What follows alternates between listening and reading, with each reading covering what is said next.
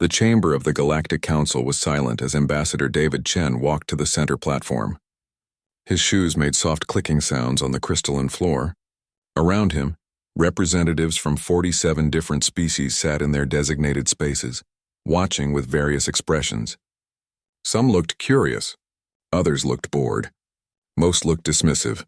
Chen carried a small device in his hand. It was a human data projector, simple and functional. He placed it on the platform and pressed a button. A holographic image materialized above it, rotating slowly in the air. It was a warship, but not just any warship. The vessel in the projection was massive beyond anything the Council had ever approved for construction. It stretched 12 kilometers from bow to stern. Its hull was thick and angular, covered in armor plating that looked excessive even by military standards. Rows upon rows of weapons bristled from every surface. The engine array at the rear was enormous, with 8 primary thrusters and countless smaller ones. Honored Council members, Chen began, his voice calm and measured. Humanity wishes to present our newest contribution to galactic defense. We call it the Indomitable. A ripple of whispers spread through the chamber. Chen could hear the translator devices working overtime, converting his words into dozens of languages. He waited patiently for the noise to settle.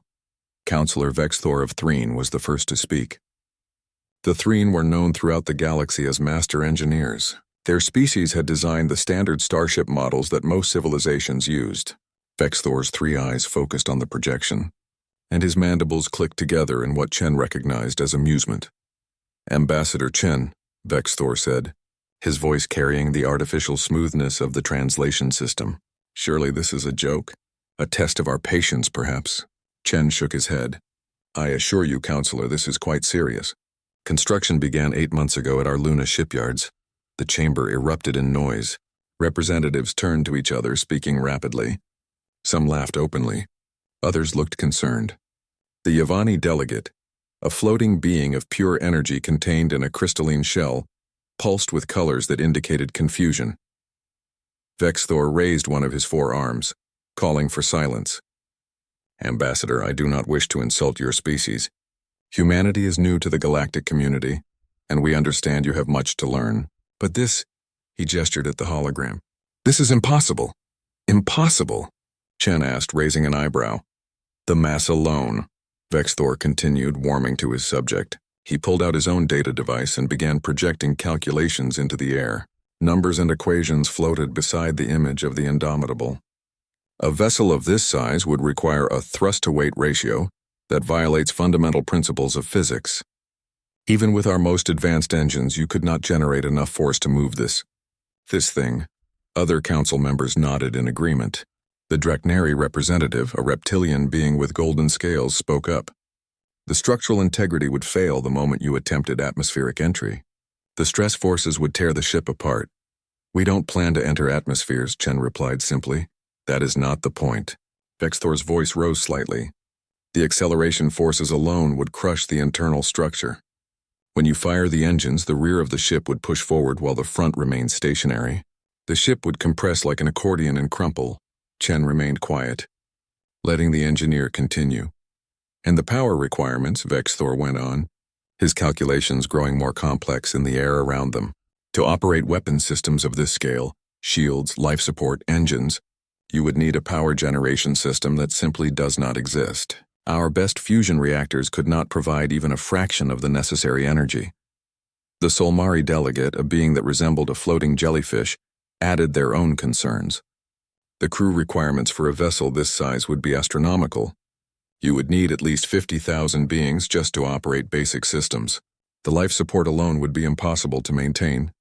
Chen nodded politely. The Indomitable is designed to operate with a crew of 8,000. This brought another wave of laughter from the assembled representatives. Automation can only go so far, the Solmari insisted. You cannot automate everything. Redundancy requires personnel. Damage control requires personnel. 8,000 could not even monitor all the systems, let alone operate them. Vexthor pulled up more calculations. His mandibles clicked rapidly as he worked. I have run the numbers, Ambassador. Let me be absolutely clear. This ship, as you have designed it, cannot achieve orbit. It cannot maneuver in combat. It cannot even turn without tearing itself apart.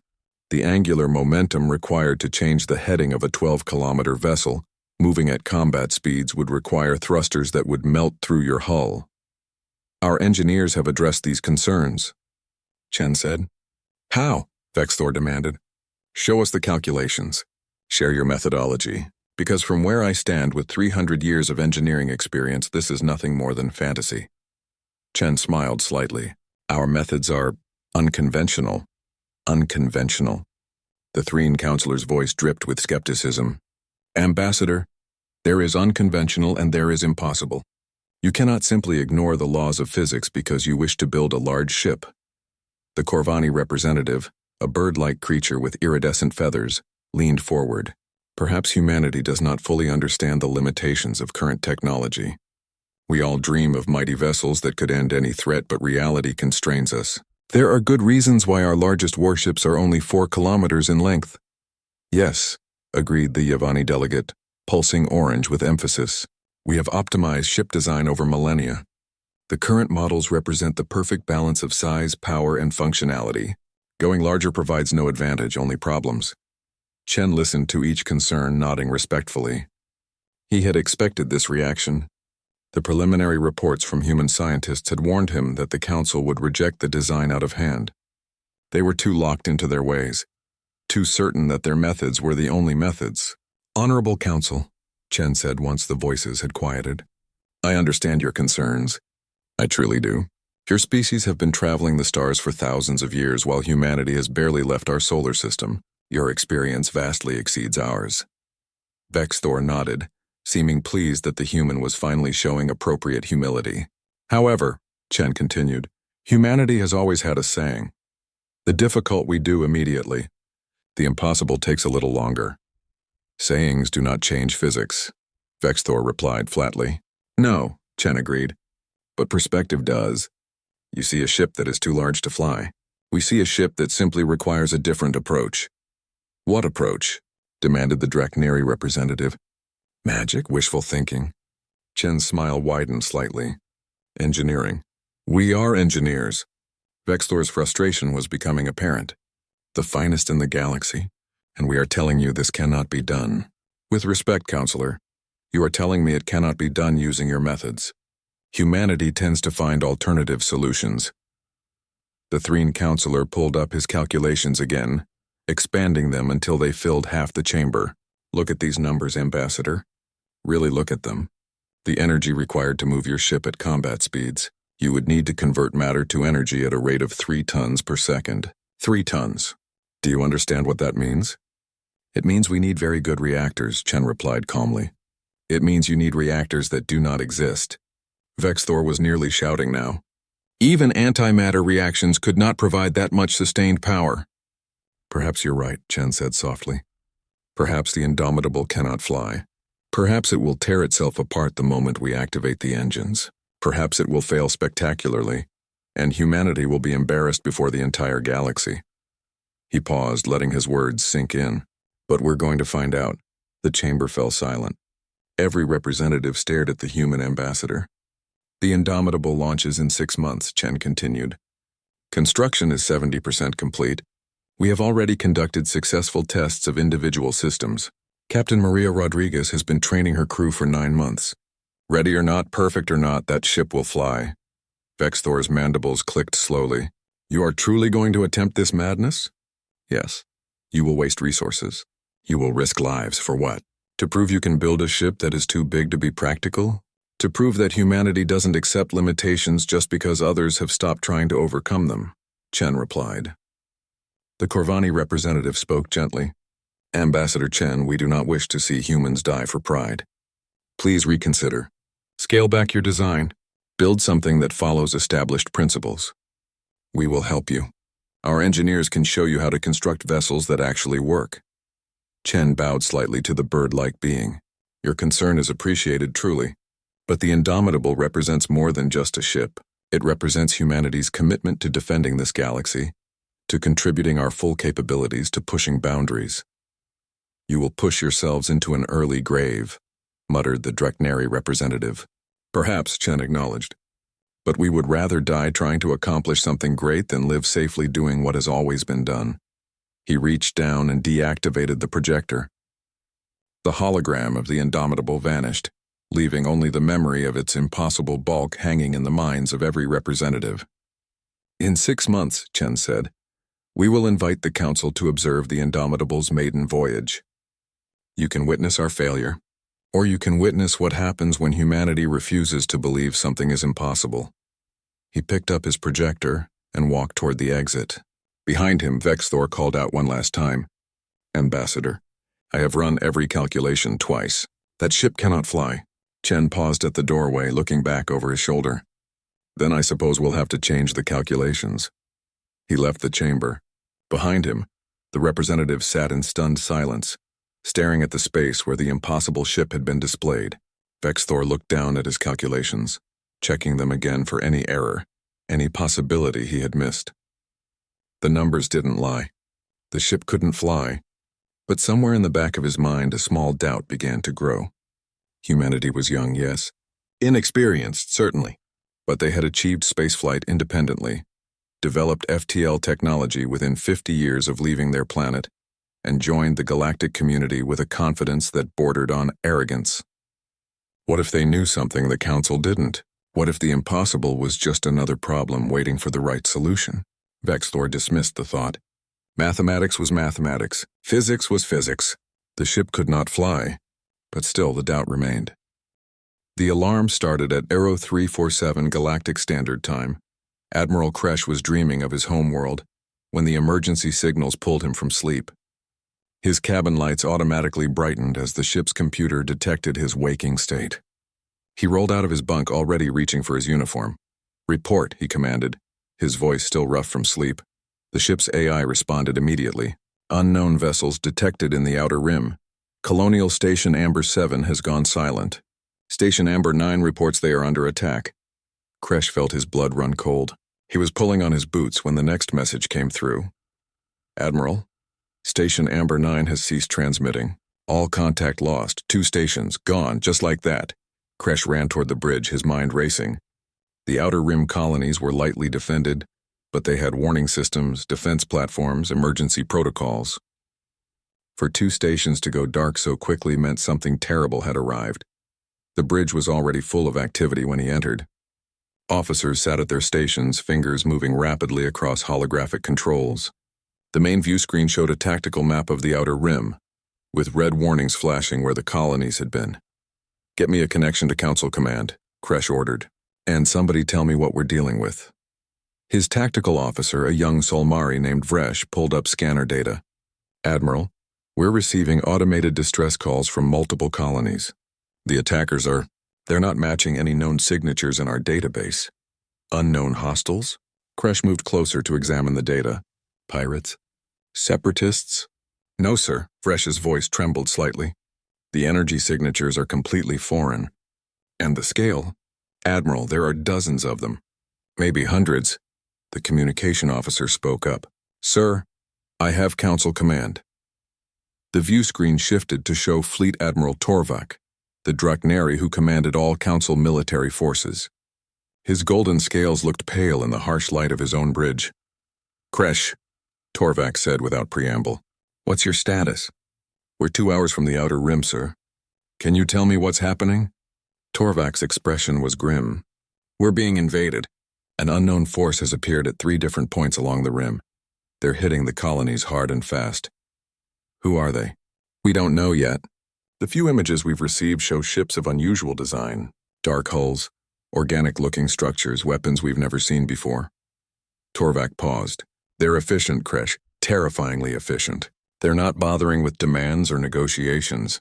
They just arrive and destroy." Kresh felt a chill run down his spine. "Orders, sir? Gather every ship in your sector and proceed to the Kepler Junction. That's the gateway to the inner systems. If they push past the outer rim, that's where we make our stand." "Understood, sir. What about reinforcements?" Torvak's pause said everything. "We're pulling ships from everywhere we can. The Yavani fleet is 2 days out. The Corvani can reach you in 30 hours. The Threen," he hesitated. "The Threen are debating whether to commit their forces." "Debating?" Kresh couldn't keep the disbelief from his voice. "We're under attack." "They want more information first. They don't commit ships without proper risk assessment. Torvak's frustration was clear. Just get to Kepler Junction and hold that position. We'll send what we can. The transmission ended. Kresh turned to his crew. All hands to battle stations. Send word to every council ship in the sector. We rendezvous at Kepler Junction in 90 minutes. The next hours passed in a blur of activity. Ships from a dozen different species converged on the junction, a strategic point in space where 3 major transit lanes met. Kresh watched his tactical display fill with friendly markers. 37 ships. It wasn't enough, but it would have to do. Reports kept coming in from the outer rim. The attackers were moving fast, systematically destroying every colony they encountered. Station Amber 12 managed to transmit visual data before they fell. Kresh watched the footage with growing horror. The enemy ships were unlike anything he'd ever seen. They were dark, almost black, with hulls that seemed to absorb light. Their weapons fired beams of energy that didn't just destroy, they disintegrated. Entire station modules simply ceased to exist when those beams touched them. "Sir," his sensor officer called out, "I'm getting identification on the attackers." The computer found a match in the historical archives. "Show me." A file appeared on his screen. Kresh read it quickly, then read it again more slowly, hoping he'd misunderstood. "This can't be right," he muttered. "Sir, these readings match the Kravathi." Kresh looked up at his crew. "The Kravathi have been extinct for 3,000 years. The bridge fell silent. Everyone knew the stories. The Kravathi had been a terror in ancient times, a species dedicated to conquest and destruction. They had nearly overwhelmed the early Galactic Council, before a coalition of species had driven them back and destroyed their home world. "Perhaps it's a different species using similar technology," suggested Vresh. "Perhaps." But Kresh didn't believe it. The pattern of attack, the ruthless efficiency, the complete lack of communication, it all matched the historical accounts of Kravathi warfare. A new alarm sounded. "Admiral, we have incoming." The tactical display exploded with red markers. Enemy ships were dropping out of FTL transit, right at the edge of the system. Kresh counted them quickly. 50, 60, 70 enemy vessels. All ships, defensive formation beta, Kresh commanded. "Prepare to engage."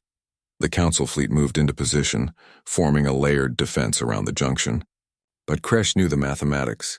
70 enemy ships against 37 defenders. If the Kravathi ships were as powerful as the report suggested, this would be a massacre. "Sir, the human destroyers are requesting permission to take forward positions." Kresh nodded.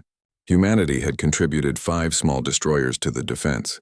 They were tiny compared to most Council vessels, but he'd heard the humans were fierce fighters. "Granted. Tell them to be careful." The human ships moved forward, their engines burning bright blue against the darkness of space. Kresh watched as they took up positions ahead of the main fleet. Brave, perhaps, or foolish. The Kravathi fleet approached steadily. They didn't rush. They didn't need to. They had overwhelming numbers and firepower. "Range in 30 seconds, called out the tactical officer. Kresh opened a channel to all ships. "Hold your fire until my command. Let them come to us. Make every shot count, 20 seconds, 10 seconds, fire." Space lit up with weapons fire. Energy beams, plasma torpedoes, and kinetic rounds filled the void between the two fleets. The human destroyers opened up with everything they had, their smaller weapons firing in rapid succession. For a moment, Kresh dared to hope. Several Kravathi ships took hits, their shields flaring bright. Then the Kravathi returned fire. The difference was immediately apparent. The Kravathi weapons were devastating. Where Council weapons struggled to penetrate shields, the Kravathi beams cut through like knives through paper. Kresh watched in horror as a Yavani cruiser simply split in half, torn apart by a single sustained beam. Evasive maneuvers. "All ships scatter!" The neat defensive formation collapsed as ships desperately tried to avoid the incoming fire. The Kravathi pressed forward, their dark ships moving with predatory grace. One of the human destroyers took a direct hit. Its shields flared and failed, but the little ship kept fighting, firing its weapons even as atmosphere vented from a dozen hull breaches. "Sir, we're losing ships fast," Vresh reported, his voice shaking. "The Corvani destroyer Swiftwind is gone. The Drekneri cruiser Flame of Honor is badly damaged, and the human destroyer Defiant is—" The tactical display showed the Defiance marker wink out. "Pull back," Kresh ordered, the words bitter in his mouth. "All ships retreat to secondary positions." We can't hold here. The Council fleet began to withdraw, still firing as they went. The Cravathi pursued, their weapons continuing to tear through shields and armor. Another human destroyer exploded, its reactor going critical in a flash of white light. Then another. "Admiral, if we retreat further, we'll leave the junction undefended," his navigation officer warned. Kresh knew that. If the Cravathi took the junction, they would have a clear path to dozens of populated systems. Billions of lives hung in the balance, but what could he do? His fleet was being torn apart. "Sir," the communication officer's voice cut through his thoughts. "I'm receiving a transmission. It's on the emergency channel." "From who?" "The source identifies as the UHSF Indomitable." Kresh froze. The Indomitable. The impossible ship. The human vanity project that couldn't fly. "Sir," the message reads, "Indomitable en route. ETA 4 hours. Hold position. 4 hours." Kresh looked at his tactical display. At the rate they were losing ships, they had maybe 1 hour, perhaps 2 if they got lucky. "Sir?" Kresh was looking at him, waiting for orders. "Should we acknowledge?" Kresh made his decision. It was probably futile. The Indomitable was likely a barely functional prototype, assuming it existed at all, but it was the only hope they had. "Send response. Position will be held. Kepler Junction out." He turned to his fleet. "All ships, new orders. We hold this line. No more retreats. We buy time for reinforcements." "Sir, the reinforcements are 4 hours away. We can't possibly—" "We hold the line," Kresh repeated firmly. "Even if we have to hold it with nothing but wreckage and determination. The Cravathi do not pass. Understood?" His crew straightened in their seats. "Yes, sir." The remaining Council ships rallied, forming a new defensive line. The last 2 human destroyers took position at the front, their hulls scorched and damaged, but their weapons still firing. The Cravathi came on, relentless as a tide. Kresh gripped the arms of his command chair and watched the battle unfold. 4 hours. They just needed to survive for 4 hours. He tried not to think about what would happen if the Indomitable didn't come. Or worse, what would happen if it did come, only to prove the Council's engineers right? 4 hours felt like an eternity. The battle raged on. 3 hours and 47 minutes had passed since the message from the Indomitable. Admiral Kresh's fleet had been reduced to 19 ships.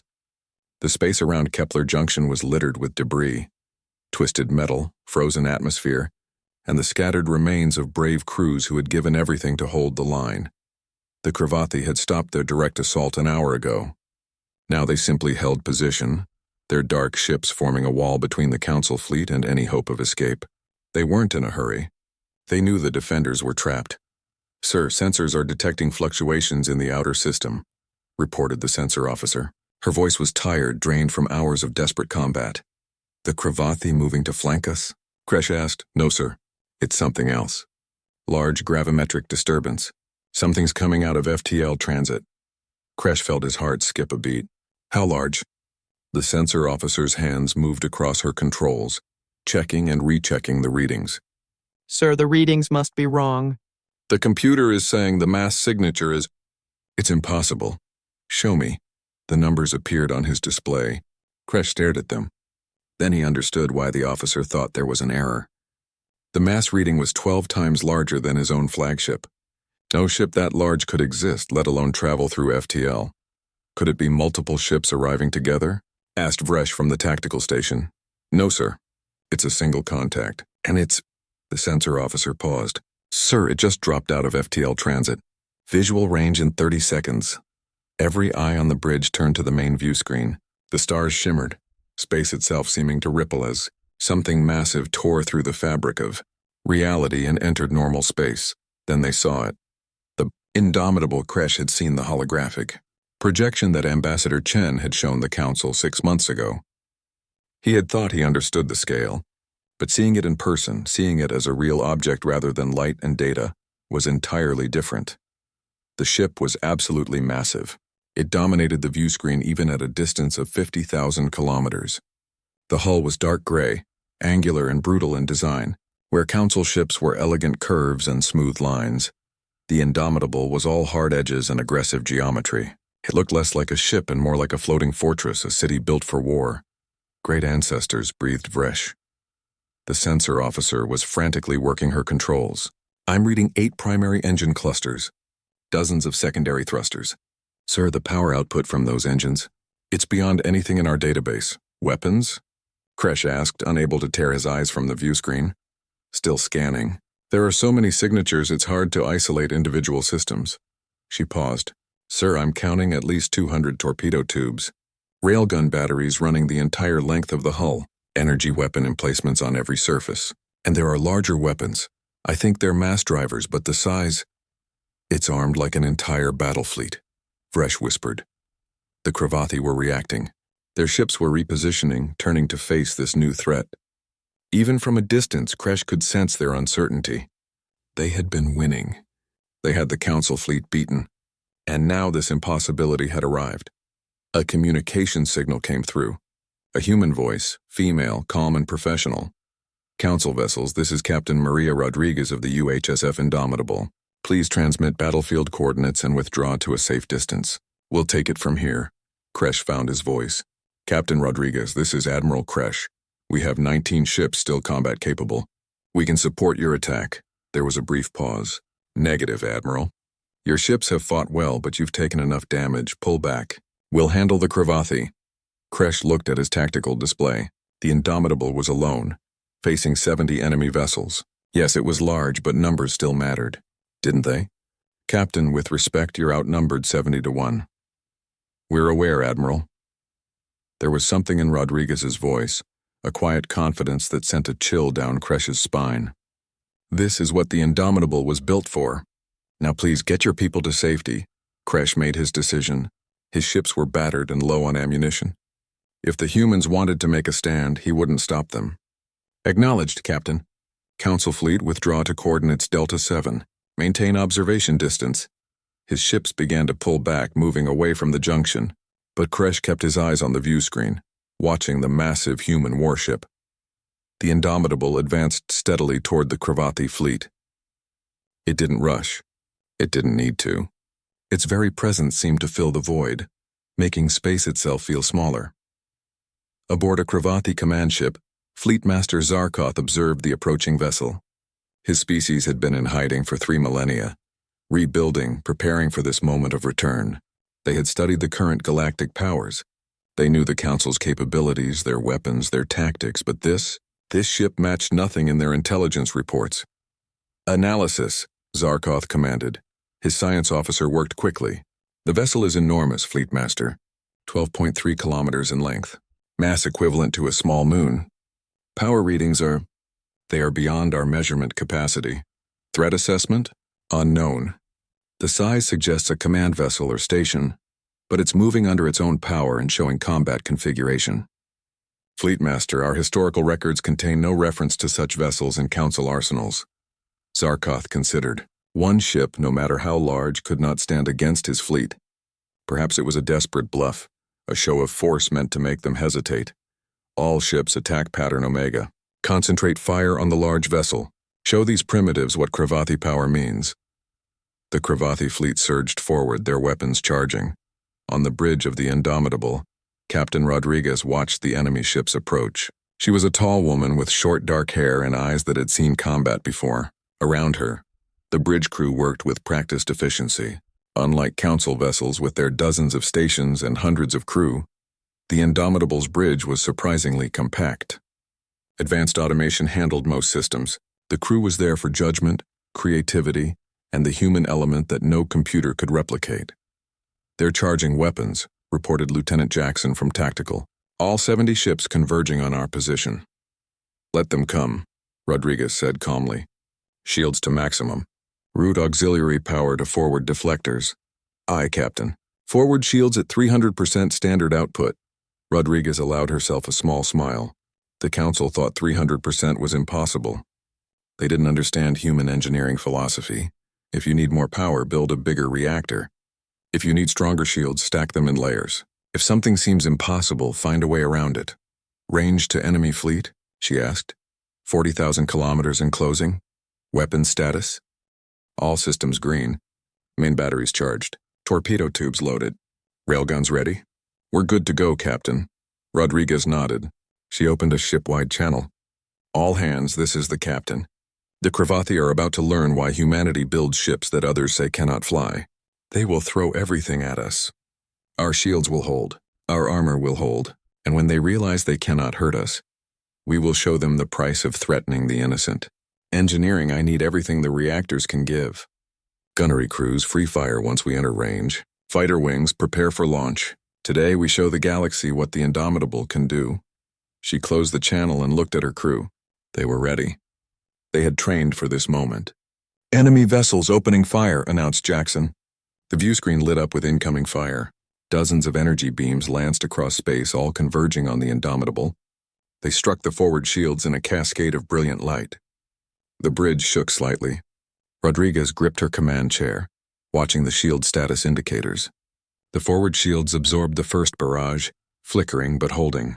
More beams struck home, then more. Shield status? Rodriguez asked. Forward shields down to 200%. Still holding. The Cravathi didn't let up. They poured fire into the human ship, beam after beam, trying to overwhelm the defenses. The space around the Indomitable became a storm of energy. On Kresh's flagship, the Admiral watched in amazement. Those weapons would have torn through our shields in seconds, he said. How is that ship still intact? The shield readings are, Admiral, their shields are layered. Multiple overlapping fields. When one weakens, another compensates. The sensor officer shook her head in disbelief. It's brute force engineering, but it works. The Indomitable pressed forward through the barrage.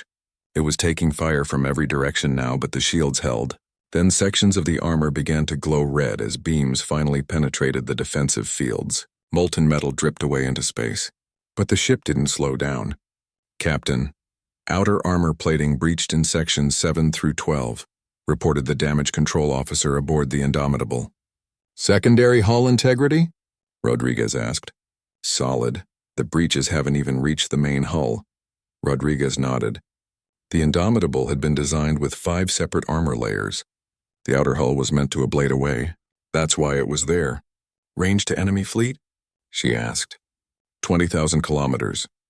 Entering weapons range in 15 seconds. Rodriguez leaned forward in her chair. Prepare to return fire. The seconds ticked down. The Cravathi continued to pour fire into the massive human ship, chipping away at its armor, testing its limits. Then the Indomitable's weapons came online. All batteries, Rodriguez said quietly. Fire. The ship's broadside erupted with light.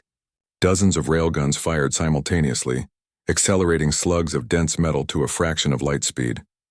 Energy weapons blazed to life, adding their fury to the barrage. Torpedo tubes launched their deadly payloads in waves. The sheer volume of fire was staggering. It was as if 100 ships were firing at once. The first Cravathi vessel to take a direct hit from the railguns simply disintegrated. One moment it was there, the next it was nothing but expanding debris. Target destroyed, called out Jackson. Acquiring next target. But the Indomitable's fire wasn't focused on single targets. Rodriguez had ordered a spread pattern, hitting multiple enemy ships simultaneously. The Cravathi fleet found itself taking fire from what felt like an entire armada. 3 more ships exploded, then 5 more. The Cravathi formation wavered. They're trying to scatter, Jackson reported. Don't let them, Rodriguez commanded. Launch fighters. Pursuit pattern Alpha. Hatches opened along the Indomitable's hull. From the launch base, thousands of small craft emerged. Human fighters, each one piloted by skilled veterans. They swarmed toward the Cravathi fleet like angry hornets. Kresh watched the battle unfold with growing astonishment. How many fighters is that? Still counting, sir, replied his tactical officer. Over 3,000 so far. Still launching. 3,000 fighters from one ship?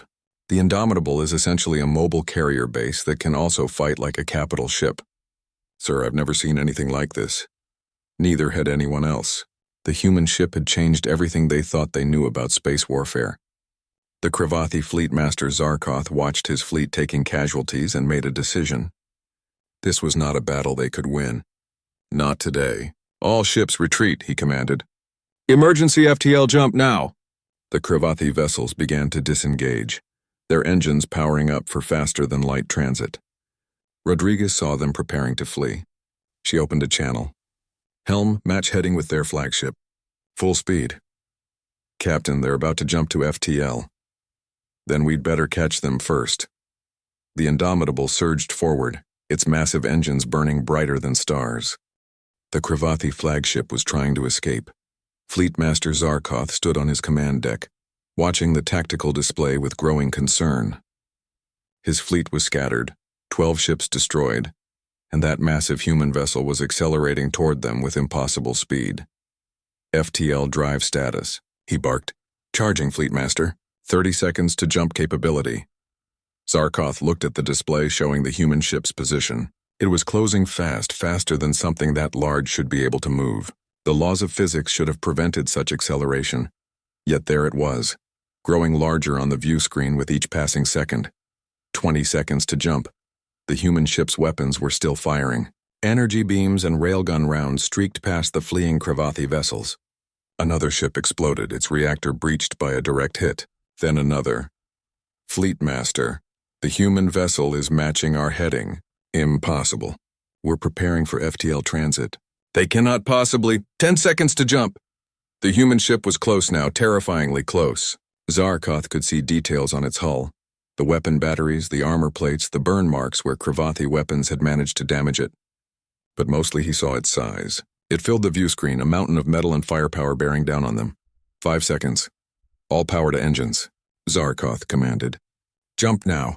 The Kravathi flagship's FTL drive activated, tearing open a hole in space. The ship began to slip through, reality bending around it. But the Indomitable was already there. Captain Rodriguez had anticipated the escape attempt. Helm, execute pursuit jump. Stay on them. The Indomitable's own FTL drive activated. The massive ship didn't slow down. Instead, it accelerated harder, following the Kravathi flagship into the twisted space of faster-than-light transit. For a moment, both ships existed in that strange realm between normal space and the impossible speeds of FTL travel. The Kravathi flagship was ahead, but not far enough ahead. Fire all forward weapons, Rodriguez ordered. The Indomitable's bow guns blazed to life, firing into the FTL corridor. The weapons fire traveled along the same twisted path as the ships, catching up to the Kravathi flagship in seconds. The first impact struck the flagship's engines. The Kravathi ship shuddered, its FTL field destabilizing. Warning alarms filled Zarkoth's command deck. We're being hit in FTL transit, shouted his tactical officer. How is this possible? Zarkoth had no answer. In 3,000 years of Kravathi warfare, no one had ever fired weapons during FTL travel.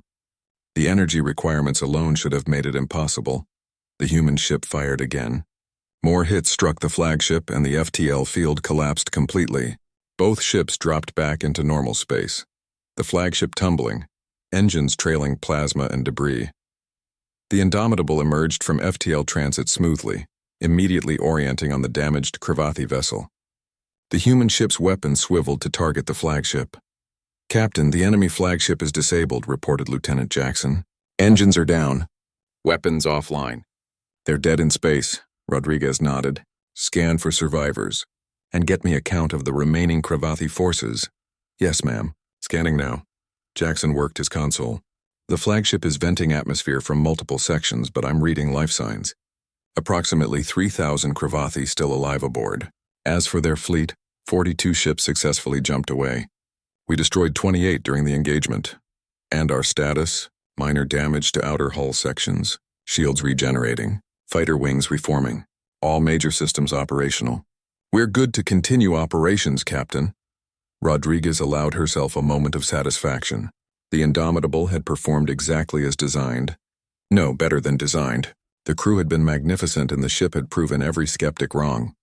Captain, I'm receiving a transmission from Admiral Kresh, said the communications officer. Put him through. Admiral Kresh's face appeared on the view screen. The Draknari officer looked stunned, his golden scales reflecting the lights of his bridge. Captain Rodriguez, he said slowly. I don't know what to say. What we just witnessed, the Indomitable doing what she was built to do, Admiral. But how? The speed, the firepower, the shields, and you fired weapons during FTL transit. That's theoretically impossible. Rodriguez smiled slightly. Humans have a saying, Admiral. Theoretical is just another word for nobody's tried hard enough yet. Kresh shook his head in amazement. The Council needs to see this. Needs to understand what you've accomplished here. Captain, would you be willing to return to Kepler Junction? My ships are securing the area. You should bring the Indomitable back for proper recognition. We'll be there shortly, Admiral. Rodriguez out. She turned to her crew. Helm, set course for Kepler Junction. Standard speed. I think we've shown off enough for one day. The bridge crew laughed, tension finally breaking. They had done it. Against impossible odds, against an enemy that had terrorized the galaxy in ancient times, they had won. Back at Kepler Junction, word of the battle was spreading rapidly. Ships from other Council fleets were arriving, having received the distress calls. They came expecting to find a disaster. Instead, they found Admiral Kresh's battered fleet and an enormous human warship that had single-handedly turned the tide. Among the arriving vessels was a Threen science ship carrying Counselor Vex Thor. The engineer had insisted on coming the moment he heard the Indomitable had launched. He had to see if the impossible ship actually worked, or if it was all an elaborate hoax. Now, standing in his ship's observation deck, Vex Thor stared at the massive human vessel with all three of his eyes. It was real. It was functional, and according to the battle reports, it had performed beyond anyone's wildest expectations. Impossible, he muttered, pulling out his data tablet. He began running calculations again, trying to understand how the humans had done it. The Indomitable approached Kepler Junction slowly, giving everyone a chance to observe it. Vex Thor's instruments scanned every centimeter of the hull, analyzing the design, the power signatures, the structural composition. Nothing made sense. The ship violated every principle of efficient design. It was too big, too heavily armed, too power-hungry. Yet it worked. Not just worked, it excelled. "Counselor," said his assistant, a younger Threen engineer, "the human ship is hailing us." "Put them through." Captain Rodriguez's face appeared on the screen. "Counselor Vex Thor, I believe we met briefly when Ambassador Chen presented our designs to the Council. Captain Rodriguez." Vex Thor's mandibles clicked nervously. I owe you an apology. I said your ship could not fly. I was wrong. You were wrong about more than that, Counselor. You said it couldn't turn without tearing itself apart. You said the power requirements were impossible. You said a crew of 8,000 couldn't operate it. Rodriguez's expression was neutral, but there was steel in her voice. You were wrong about all of it. Yes, Vex Thor admitted. But how? I've run the calculations 100 times. The mathematics don't work. Perhaps you're using the wrong mathematics, Counselor. Or perhaps you're not willing to push hard enough. To take the risks necessary. Rodriguez leaned forward. When we design ships, we don't ask what's comfortable or what's been done before. We ask what's needed, and then we figure out how to make it happen.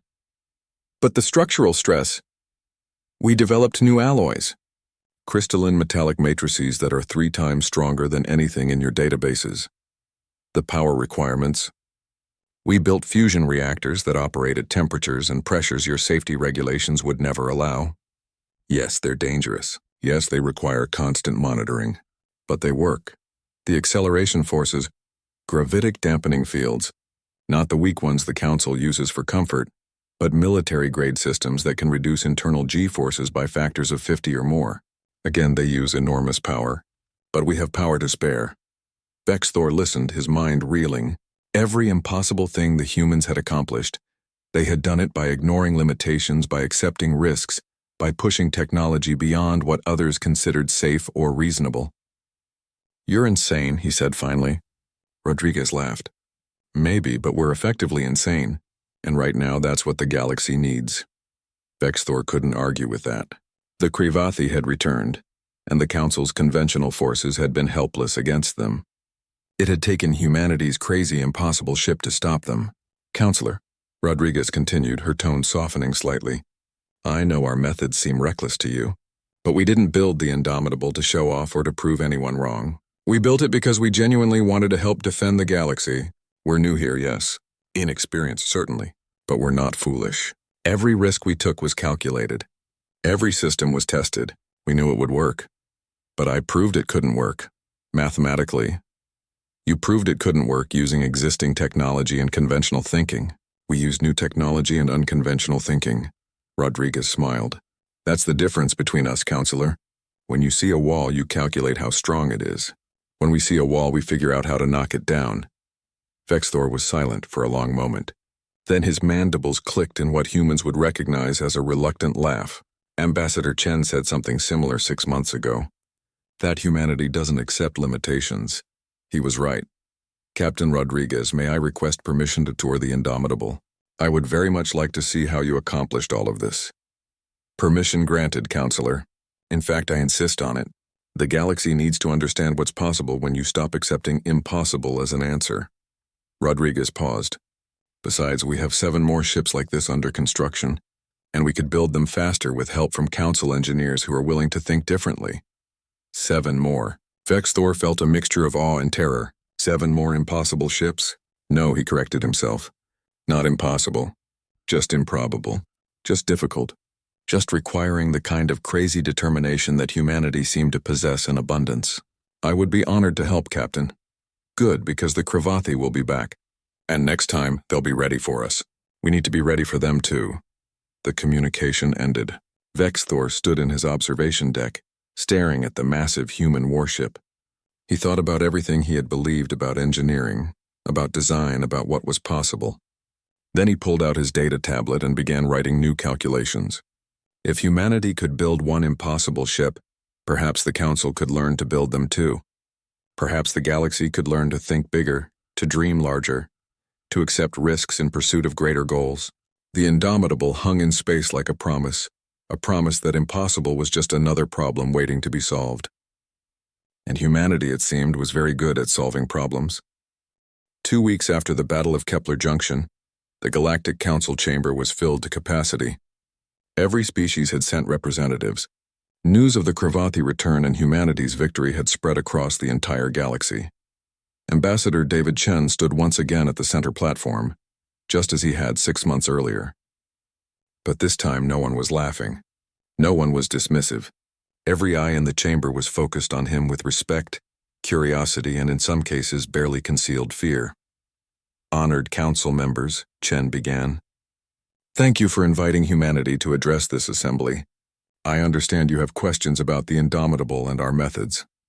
Councillor Vexthor spoke first. The Threen engineer looked different somehow, humbled perhaps, or simply thoughtful. Ambassador Chen, I toured the human warship as Captain Rodriguez invited me to do. What I saw there, it has changed my understanding of what is possible, but it has also raised concerns. What concerns, Counselor? The risks you take are enormous. The fusion reactors operate at temperatures that would be considered catastrophically dangerous by any Council safety standard. Your gravitic dampeners could fail and crush the entire crew. Your weapon systems draw so much power that a single malfunction could destroy the ship. Vexthor paused. How do you justify such dangers? Chen nodded slowly. You're right, Counselor. Every system on the Indomitable operates at the edge of what's possible. One mistake, one failure, and thousands could die. But we face a simple question. Is the risk of building dangerous ships greater than the risk of not being able to defend innocent lives? There must be safer ways to achieve similar results, suggested the Corvani representative. Perhaps, Chen agreed. Given another 100 years, another 1,000 years, maybe the Council would develop those safer methods. But the Cravathi didn't give us 100 years. They're here now. The choice was simple. Build something that works today or wait for something perfect tomorrow while people die. The chamber was silent. Everyone remembered the reports from the Outer Rim colonies, the stations that had gone silent, the thousands of lives lost before the Indomitable arrived. Admiral Kresh stood from his position. The Drekneri Admiral's scales still bore scorch marks from the battle. I watched the Indomitable fight. I watched it take damage that would have destroyed my flagship 10 times over, and keep fighting. Ambassador Chen is correct. Humanity chose effectiveness over comfort, victory over safety. And because of that choice, my fleet survived. Millions of colonists in the inner systems were saved. But at what cost? Asked the Solmari delegate. 3,000 human crew members died in that battle. Chen's expression grew somber. 3,147 to be exact. We remember each of them. We honor their sacrifice, but they knew the risks when they volunteered. Every member of the Indomitable's crew understood that they served on an experimental vessel, pushing the boundaries of what was thought possible. They chose to take that risk. And if the ship had been destroyed? Pressed the Solmari. If your gamble had failed? Then we would have failed fighting for something that mattered, Chen replied. But we would have tried. That's what humanity does, we try. We don't accept that something is too big, too dangerous, too ambitious. We ask ourselves how to make it work, and then we do everything in our power to succeed. Counselor Vexthor clicked his mandibles thoughtfully. I have analyzed the human ship's design extensively. What strikes me most is not the individual technologies. Many of them are modifications of existing Council technology, but the philosophy behind them. You push everything to its absolute limit. Where we build in safety margins of 50%, you build in margins of 5%. Actually, Counselor, Chen said with a slight smile, most of our safety margins are closer to 2%. A ripple of shock ran through the chamber. That's madness, whispered someone. Is it? Chen challenged. The Indomitable has a calculated failure rate of 1 critical system malfunction per 300 hours of operation. Yes, that's high by Council standards. But the ship also has 17 layers of redundancy for every critical system. 1 reactor fails, 16 more keep running. 1 shield generator burns out, 50 others compensate. We don't avoid risk. We plan for it, prepare for it, and make sure we can survive it. The Yavani delegate pulsed with interested colors. You design your ships expecting them to fail? We design them expecting components to fail, yes. Nothing works perfectly forever, especially not under combat stress, so we build ships that can survive multiple failures and keep fighting. The Indomitable lost 40% of its hull in the battle with the Kravathi, but the core remained intact. That's not luck, that's design. Admiral Torvak, the overall Council fleet commander, spoke from his position. Ambassador Chen, the Council has been discussing humanity's role in galactic defense. It's clear that your methods, while unconventional, are effective. We would like to propose a partnership. What kind of partnership? You mentioned that 7 more ships like the Indomitable are under construction. We would like to contribute resources to accelerate that construction. In return, we ask that human engineers work with Council designers to help us rethink our approach to ship design. Chen raised an eyebrow. You want humanity to teach the galaxy how to build warships? Not teach, Vexthor interjected. Collaborate. Humanity brings innovation and boldness. The Council brings millennia of experience and refinement. Together we might create something truly remarkable. The Council species are also willing to commit ships to joint task forces under human command, Torvak added. Admiral Kresh has volunteered his fleet to serve alongside the Indomitable when it returns to active duty. Chen looked around the chamber. He saw respect in the faces looking back at him. Fear too, but also hope. The galaxy had been shaken by the Kravathi return. They needed something to believe in, something to give them confidence that they could survive. On behalf of humanity, Chen said carefully, I accept your proposal. But I want to be clear about what you're accepting as well. Working with human engineers means accepting human methods. It means taking risks. It means building ships that might seem dangerous or reckless by your standards. It means pushing boundaries and sometimes failing. Can the Council accept that? There was a long pause. Then, one by one, the representatives nodded or signaled their agreement in their various ways. We understand, Vexthor said, and we're willing to try. The galaxy is changing, Ambassador. The Kravathi have returned. Who knows what other threats might emerge? We need to change with it.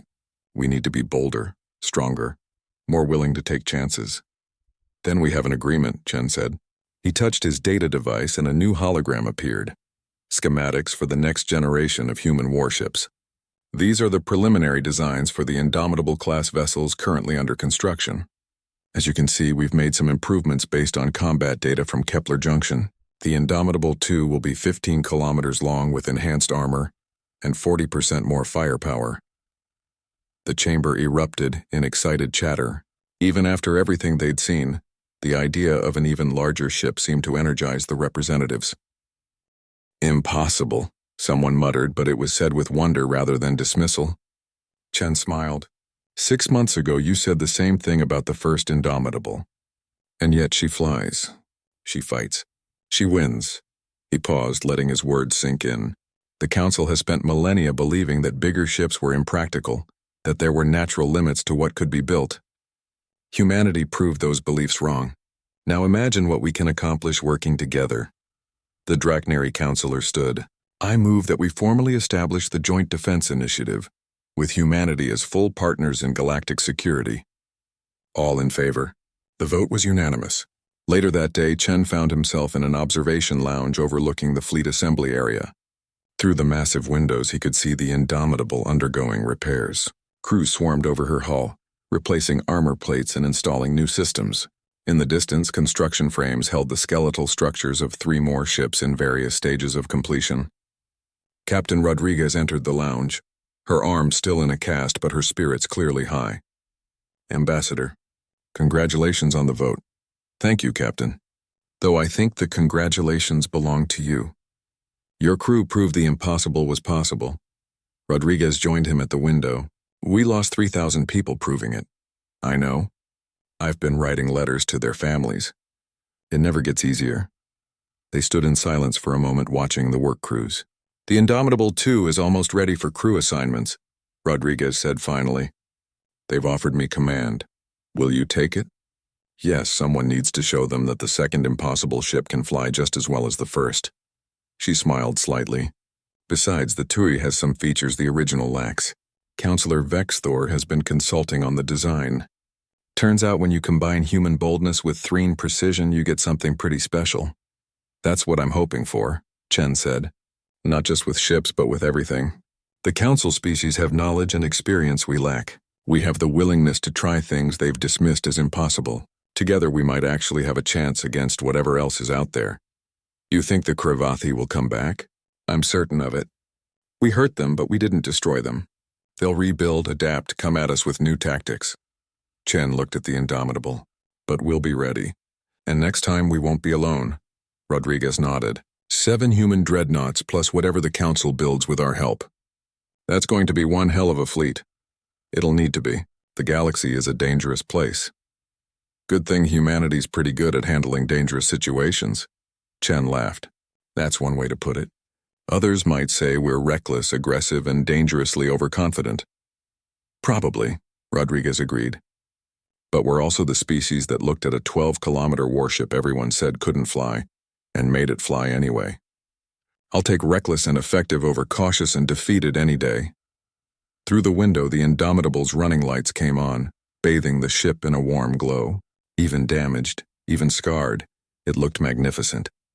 A testament to what could be accomplished when someone refused to accept impossible. "You know what the best part is?" Chen said. "What's that?" "They said it was too big to fly, too dangerous to build, too ambitious to work. They said all of that," he smiled. "And we just smiled back and said, 'Watch us.'" Rodriguez grinned. "That's humanity in a nutshell. Someone says we can't do something and we take it as a challenge. Sometimes I wonder if that's going to get us in trouble someday." "Ambassador," Rodriguez said, "we built a warship the size of a small city, flew it into battle against an enemy that nearly destroyed the galaxy 3,000 years ago, and won. I think we're already in trouble. We're just too stubborn to let it stop us." Chen raised his glass in a toast. To being too stubborn to know when to quit. Rodriguez clinked her glass against his. "To humanity. May we always be just crazy enough to try the impossible." Outside, the Indomitable gleamed against the stars, and in the construction frames beyond, her sisters were taking shape. The galaxy had said humanity's warship was too big to fly, but the Indomitable had thundered to life and proven them wrong. It was just the beginning.